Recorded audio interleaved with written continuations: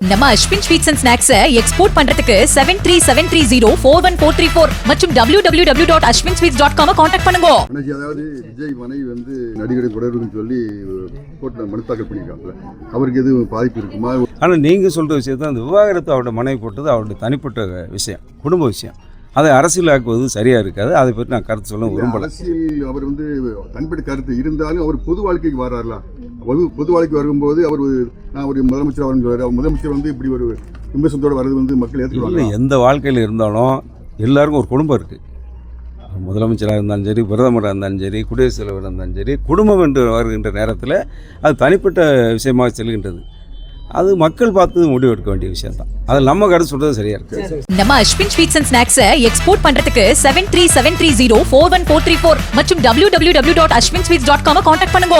Play store மற்றும் app ஸ்டோரில் இருந்து பாலிமர் செயலியை QR கோடு மூலம் பதிவிறக்கம் செய்யுங்கள். செய்திகளை உடனுக்குடன் பெறுங்கள்.